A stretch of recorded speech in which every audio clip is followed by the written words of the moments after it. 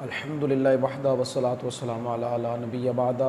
اما بعد فاعوذ باللہ من الشیطان الرجیم بسم اللہ الرحمن الرحیم۔ دوستو، حکیم حافظ محمد اویس باسی آپ کی خدمت میں حاضر ہوں۔ امید کرتا ہوں تمام دوست احباب خیر و عافیت کے ساتھ ہوں گے۔ دوستو، خوابوں کی تعبیر کے حوالے سے ہمارا سلسلہ شروع ہے،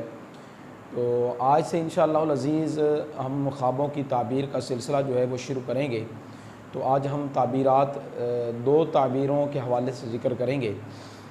کچھ ماشاءاللہ خوش نصیب ایسے حضرات بھی ہوتے ہیں کہ جن کو اللہ تعالیٰ کے فضل و کرم کے ساتھ خواب میں مختلف انبیاء اکرام علیہ الصلوۃ والسلام کی زیارت بھی ہوتی رہتی ہے۔ حضرت آدم علیہ السلام کی زیارت ہوگی، حضرت ابراہیم علیہ السلام کی زیارت ہوگی، موسیٰ علیہ السلام کی زیارت ہوگی، حضرت عیسیٰ علیہ السلام کی زیارت ہوگی، اور سب سے بڑھ کر خوشی والی بات کہ نبی پاک صلی اللہ تعالیٰ علیہ وآلہ وسلم کی زیارت بھی ہو جاتی ہے۔ تو دوستو، انشاءاللہ تھوڑا تھوڑا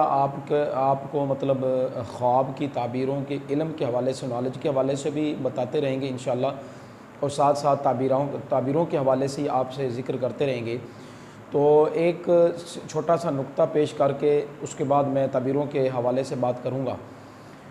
سب سے پہلے یہ بات یاد رکھیں کہ کوئی بھی علم ہے، سب سے پہلے اس علم کا جو موجد ہے، اس کو ایجاد کرنے والا وحدہ لا شریک اللہ تعالیٰ کی ذات ہے۔ ہر علم کو ایجاد کرنے والا اللہ تبارک و تعالیٰ کی ذات ہے۔ دنیاوی لحاظ سے اگر دیکھا جائے تو تعبیروں کا جو علم ہے، یہ سب سے پہلے اللہ تبارک و تعالیٰ نے حضرت یوسف علیہ السلام کو عطا فرمایا۔ دنیاوی لحاظ سے علم تعبیر جو ہے، اس کا آغاز اور اس کے موجد جو ہیں وہ حضرت یوسف علیہ السلام ہیں۔ تو یہ ایک جنرل نالج کے طور پہ بھی آپ اس کو یاد رکھ سکتے ہیں کہ علم تعبیر جو ہے، تعبیروں کا جو علم ہے، اس کی ابتدا حضرت یوسف علیہ السلام نے فرمائی۔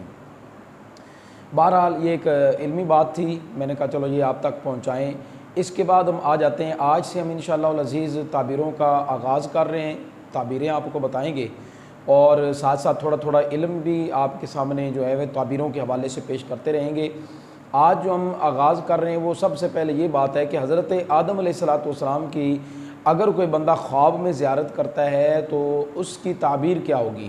سب سے پہلے یہ بات یاد رکھیے گا کہ جو بندہ حضرت آدم علیہ السلام کی خواب میں زیارت کرتا ہے تو یہ بزرگی کی دلیل ہے اور ولایت کی دلیل ہے کہ اللہ تبارک و تعالیٰ اس بندے کو بزرگی عطا فرمائے گا اور اپنی دوستی سے نوازے گا، یعنی اللہ سبحانہ و تعالیٰ اس کو ولایت عطا کرے گا۔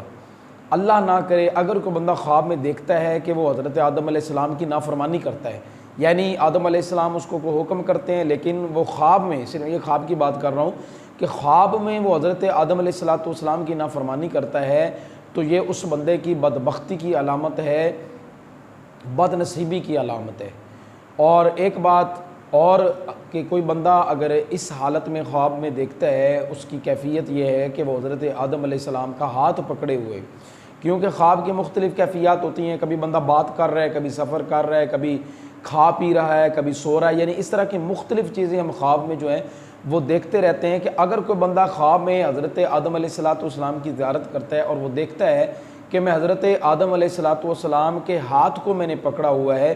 تو یہ اس بات کی دلیل ہے، یہ سلطنت کی دلیل ہے اور بزرگی کی دلیل ہے کہ اللہ تعالیٰ اس کو بادشاہت عطا فرمائے گا۔ بادشاہت سے مراد دنیاوی لحاظ سے کوئی عہدہ مل جانا، کوئی مقام نصیب ہو جانا، یہ بات ہوگی، اور بزرگی یعنی اللہ سبحانہ و تعالیٰ اس کے اندر ایسی کیفیات پیدا کرے گا، اس کا ماحول سارا جو ہے وہ تبدیل ہو جائے گا۔ یعنی اگر وہ بندہ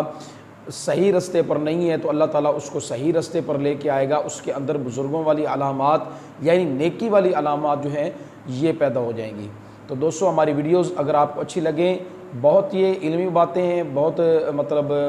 تقریباً ہر بندہ ہی جب رات کو سوتا ہے تو مختلف قسم کے خواب جو ہے وہ دیکھتا رہتا ہے، تو یہ اس لیے ہم نے یہ سلسلے کا آغاز کیا ہے کہ جو ہم خواب دیکھتے ہیں مطلب تو ان کی جو تعبیرات ہیں وہ ہمارے ذہن میں آنی چاہیے کہ یہ خواب ہم نے دیکھا تو اس کی تعبیر یہ ہو سکتی ہے۔ تو آپ ویڈیوز کو لازمی آگے شیئر کیا کریں، ہمارے چینل کو سبسکرائب کریں، آگے سبسکرائب کروائیں بھی،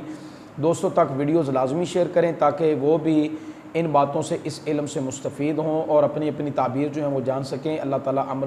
علم و عمل کی توفیق نصیب فرمائے۔ السلام علیکم ورحمۃ اللہ وبرکاتہ۔